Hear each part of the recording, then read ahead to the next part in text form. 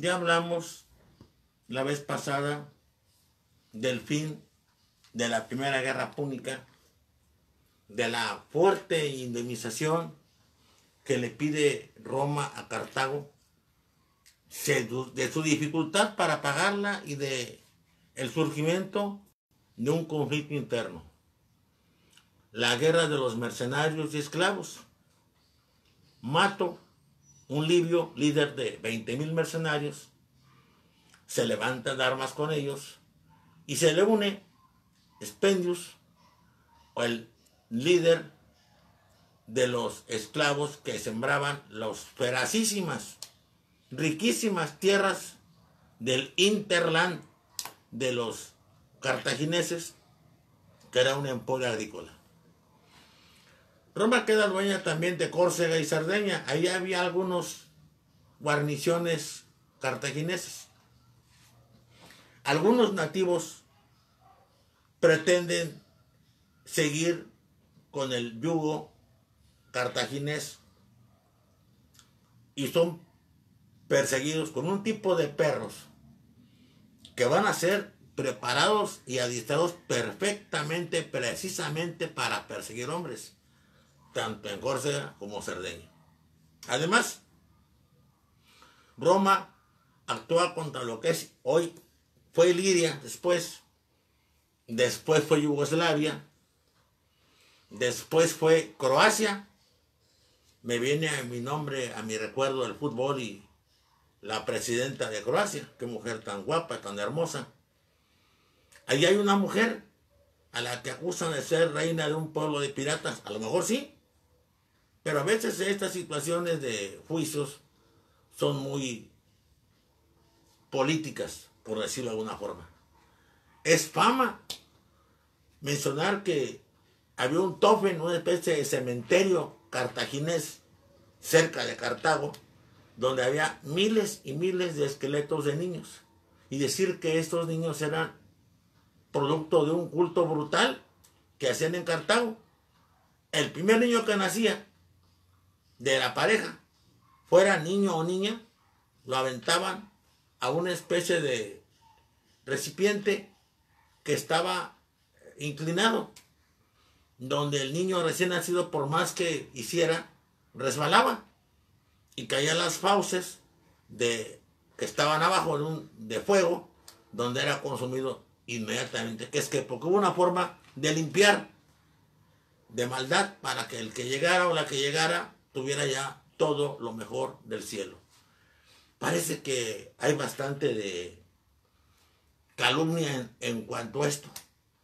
Hay una necesidad a veces de ciertas culturas de denostar a otras para poder justificar sus acciones posteriores, también militares. Bernal, Díaz del Castillo, tal vez Cortés mismo. Ya me tocará hablar de la historia de México y explicaré por qué. Coincido con Cristian Duverger en Crónica de la Eternidad. Bernal es Cortés.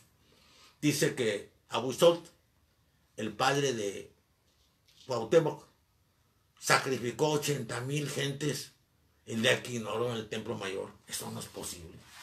Son cifras fantásticas, increíbles.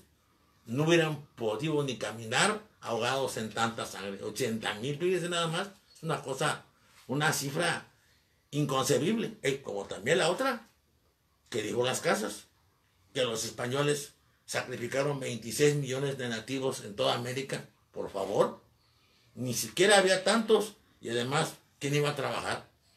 No venían para trabajar, venían para que otros trabajaran por ellos. Imagínense si matan 26, ¿quién queda? Vuelvo a la Guerra Púnica.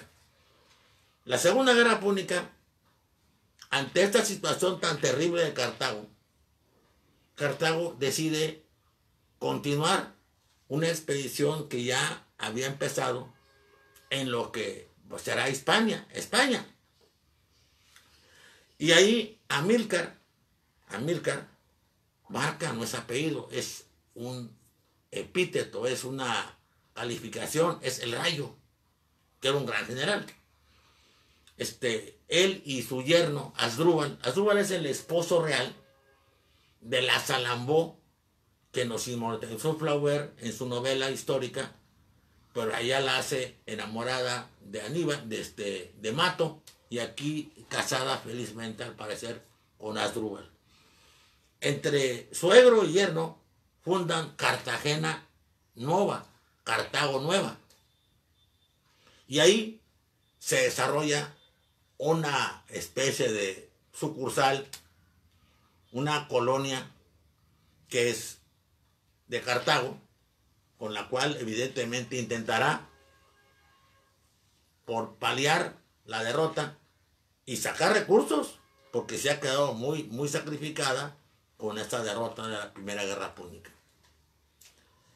Aquí los romanos, que están en todo muy avisados, van también a Hispania y de común acuerdo se reparten lo que es hoy el lugar de los iberos. Lo que fue el lugar de los iberos va a ser para Cartago, y lo que va a ser el lugar que era de los celtas va a ser para Roma.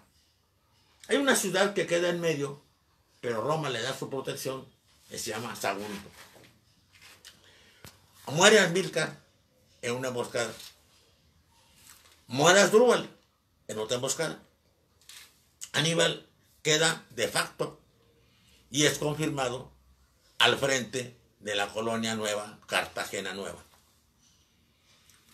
Y dicen que Amílcar hizo jurar a Aníbal odio eterno a Roma. La verdad es que Amílcar, que odiaba a Roma, hizo jurar a sus tres hijos, a Aníbal, a Asdrúbal y a Magón, odio eterno a Roma.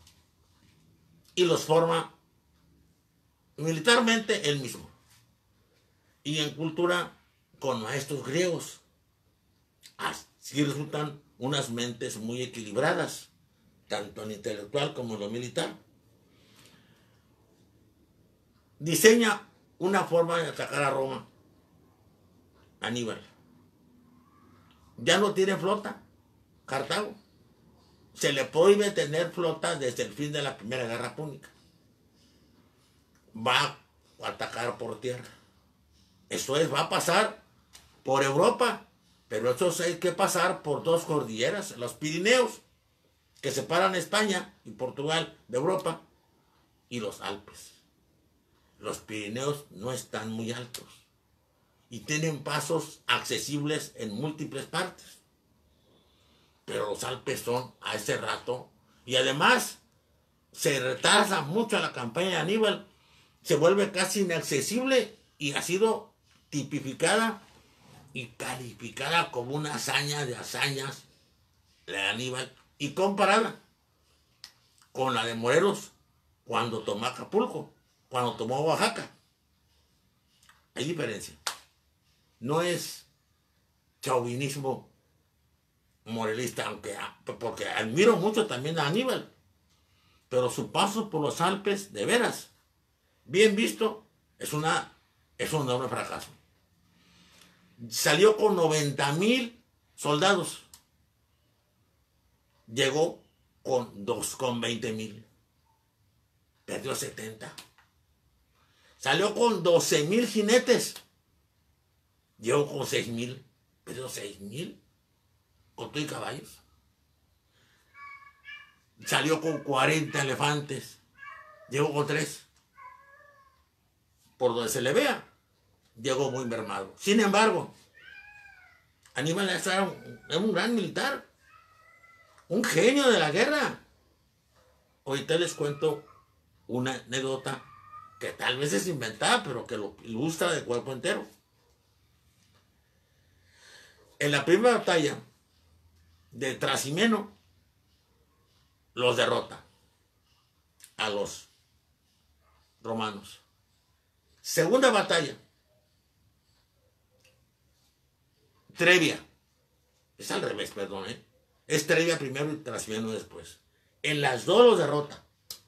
Pero en Canás ocurre una situación muy triste para los romanos. Están dos nobles que no saben nada de cuestión militar. pero que creen que pueden adquirir fama derrotando a Aníbal. Pero además no se llevan bien. Pero además los dos tienen ideas contrarias. Ninguno sabe temas militares, pero están confrontados. En discusiones y tonterías van a una batalla que va a ser brutal y que es una de las batallas modelos de todas las universidades militares del mundo. La batalla de Canás, WN. Todos los encierros tienen su nombre. Canás, ponían su en honor a él. Entregó el centro a los romanos y los cedió. Y los envolvió. Los aprisionó. 80,000 muertos tuvo Roma en esa batalla. Salvaje. Está a un paso Aníbal de tomar Roma. Aníbal a las portas, decían. Aníbal a las portas. Llegó a la puerta con Celia y aventó una lanza al territorio de la ciudad para demostrar su odio profundo por ella. Pero no la tomó. No pudo tomarla. Había un cónsul romano siguiéndolo. Fabio Cunctátor. Le pusieron.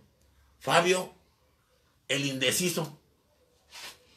Un poco como Kutuzov, el ruso que hizo ir tras de él a Napoleón hasta llegar a Moscú y le quemó la ciudad y lo dejó a merced del invierno. Bueno, este Fabio Cunctátor es un apodo que le ponen los romanos molestos porque quieren que enfrente ya a Aníbal y él le da largas. ¿Qué pasa? Lo desgasta, lo debilita y el Senado cartaginés no apoya a Aníbal, lo deja abandonado a su suerte hasta que surge una familia de patricios hechos para la guerra, los Escipiones, y va el padre y el tío de Publio Escipión, el que será conocido como el africano. Son derrotados y muertos, pero va el hijo y resulta un tremendo animal bélico, no político, el tremendo guerrero. Los derrota y toma un lugar muy importante, Cartagena, que era un almacén de granos, un almacén de plata, un almacén de armas, y lo deja a Aníbal sin reservas, sin apoyos. Todavía intentarán sus hermanos, Asdrúbal y Magón, ir en apoyo de su hermano mayor, pero va a ser muerto, derrotado y muerto en Metauro, Asdrúbal, y va a ser impedido hasta de desembarcar en Liguris, otra vez, acá por lo que va a ser Yugoslavia, el más pequeño Magón. Pero después de la derrota, de la victoria obtenida en Cartagena, Escipión Emiliano marcha hacia Cartago, llega a África, entra en pactos con el rey de los Númidas, Masinisa, y logra aliarse con él. No nomás es un recurso importante contra Cartago, los Númidas, sino que además tienen una caballería que es lo mejor que hay en esa época. Ojo, Roma nunca fue muy buena en caballería. Era un poco mejor la macedónica y tampoco era muy buena. Caballería buena, la de los árabes. Caballería buena, la de los turcos, la de los selyúcidas, y la de los genízaros, y la de los mamelucos egipcios. Esas eran grandes caballerías. Y desde luego, la de los mongoles. Gengis Khan tenía 200,000 jinetes y jinetas. Traía mujeres guerreras también, combatiendo.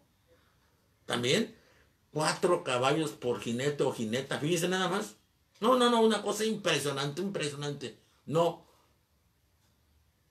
acabé yo de contar lo que fue este hombre Gengis Khan, brutal, salvaje, implacable en la batalla, y el hombre más tierno del mundo en el poder.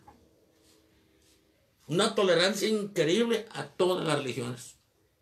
Musulmán quiere poner templo de cual corriente, la que quiera, pónganlo. Judío, sinagoga, pónganla. Sintoísta, pónganlo. Cristiano, nestoriano, arriano, pónganlo. Todo ya con el control. Volvemos de nuevo. Estaba olvidado allá en Roma por los mismos cartagineses. Aníbal es llamado, hace 1000 sorteos para llegar acá y se enfrenta en Sama con todo en contra Escipión. Tiene más gente, tiene más recursos, tiene todo. Y aunque hace prodigios de inteligencia, de tácticas, de ingenio, Aníbal es derrotado. Aquí se inventa una entrevista entre los dos que no parece ser muy cierta. Dicen que fue, porque van a ver, va a entrar un rey de Macedonia que va a iniciar una serie de guerras que serán conocidas como las guerras macedónicas. Macedonia, junto con el Ponto, junto con los Seleucidas, junto con el Bactriana, junto con Pérgamo, junto con la Liga Ática, etcétera, es lo que quedó la descomposición del imperio enorme de Alejandro. La lucha entre los epígonos y luego los diádocos, los seguidores de Alejandro. Pero supuestamente esta entrevista existió. Lo quería conocer Escipión, que además lo admiraba mucho, y la admiración era correspondida. También lo admiraba bastante Aníbal. Sin embargo, Aníbal decía que había tenido muchos más recursos que él y por eso la había derrotado. Dicen que ya presentándose, platicando, casi al final de la plática le preguntó Escipión a Aníbal, ¿cuáles son los 3 más grandes militares que ha tenido la historia? Y sin dudarlo, le dijo Aníbal, el primero, Alejandro, el macedonio, el grande. El segundo, Pirro, ya platicamos de Pirro, el que murió, el de las victorias pírricas, el que murió, ¿se acuerdan? De un macetazo de una anciana que lo amaba. Y el tercero, yo. Dicen que le dijo Escipión, válgame, esto es que te gané en Sama. ¿Qué dirías si me hubieras ganado tú a mí? Entonces yo sería el primero. Es decir, le volvió a remarcar que él había tenido todo a favor, recursos totales en todo, y él no había tenido nada. Quiero dedicar esto, como siempre, a mi queridísima Universidad Autónoma de Tamaulipas, a mi rector, José Andrés Suárez Fernández, a mi director de mi queridísima Facultad de Derecho, Marco Antonio Cortinas Hernández. Quiero dedicarle esto a mis alumnos y exalumnos de mi queridísimo Instituto de Ciencias y Estudios Superiores de Tamaulipas, mi querido ICES, a mi rector emérito, Carlos Durante Rosal, a su cuerpo de directivos, en el cual destaca la doctora Sandra Ávila, y quiero aprovechar para hacer una precisión. Me da mucho gusto que el presidente de la República invada y constantemente hable de cosas de historia. Creo que es un hombre muy informado. Y más también que su mujer. Que parece que tenemos una primera dama, por primera vez, de una gran cultura. Sin embargo, leí, a lo mejor es una fake news, pero mencionó ahora, como inicio de la escena trágica, Ya hemos dicho, creo que ya lo aclaró también Andrés Manuel, que no son 10 días, son 15 días. Que habían ido por el presidente Madero a Palacio Nacional, porque ahí vivía. El presidente entonces vivía desde Don Porfirio, en Chapultepec. Y ahí vivió el presidente de la República hasta Cárdenas. Cárdenas dona un rancho de él llamado La Hormiga y no va a Chapultepec porque piensa que es excesivo que un presidente republicano viva en un palacio. Y ese rancho de La Hormiga le hace sembrar muchos pinos y le pone por nombre Los Pinos. Porque doña Amalia, la primera dama, su esposa, la mamá de Cuau, le encantaban esos árboles.